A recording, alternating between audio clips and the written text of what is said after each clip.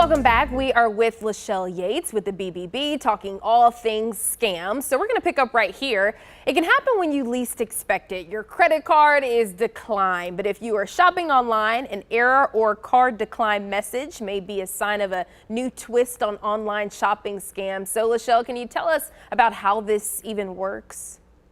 So we are getting numerous reports about this on BBB Scam Tracker, and there are actually two versions of how this scam is working.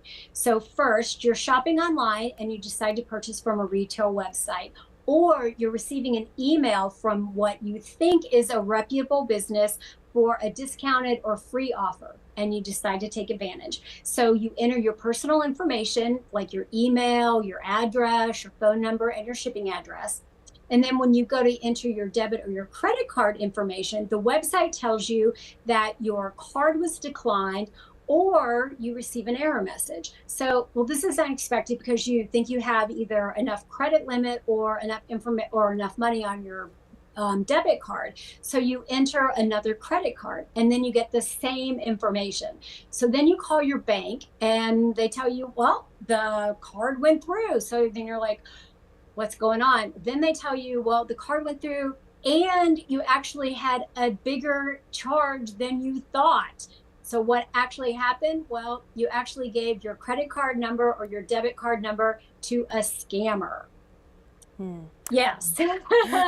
So this has happened to numerous people. And the problem is that this is being reported to Scam Tracker. And people are getting their money back, but it's taking a little bit, and some of the charges are like $2,500.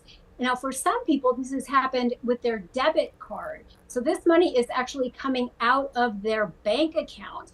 And, you know, for some people, that could be a real problem because it can take a couple weeks for the bank to actually get the money back into their account. So they're having an issue trying to pay their bills. So that's one problem with the scam. And then, of course, you know, you have to get a new debit card or a new credit card number. So this can cause a real problem. And how can we protect ourselves from this scam? Well, there's a couple things that you can do. First, watch out for fake emails, texts, or ads that promise a big discount. AAA was actually one of the people that had this happen. The fake email was actually promising an emergency kit. So if you get one of these and it's from a company, you want to actually go to the website and see if the offer is there. The other thing is, you know, verify that you're actually shopping on a legitimate website. So make sure that the website is the legitimate website by looking at the URL. Sometimes scammers will create lookalike websites, but the URL will be just a couple of letters off. Or if you're shopping on a website that you've never shopped on before, do a little bit of research on the website and go to bbb.org or go to bbb.org scam tracker and see what we're reporting about the website. And then also use a credit card when you're shopping online. That way it is the bank's money and not your money that's tied up if there does end up being a problem with one of the purchases. And I think we have about a minute left, but it's Medicare open enrollment time. The BBB is warning scammers see this as a chance to trick people out of the money and personal information. Why is this time concerning? Well, because you're going to start getting calls from people that are claiming to be with Medicare or they're going to claim to be brokers. So one of the things is realize Medicare is never going to call you no matter what they claim to say. They are not with Medicare. Second, never give out your Medicare or your Social Security number. Doesn't matter what they say, they are a scammer. Also, never provide information like financial information.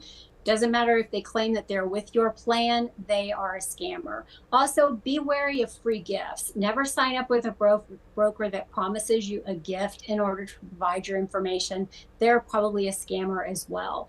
Also, you can seek out information from Medicare.gov in order to get information about new plans or to update a current plan. You can do that on your own. You can also seek a BBB accredited broker at bbb.org.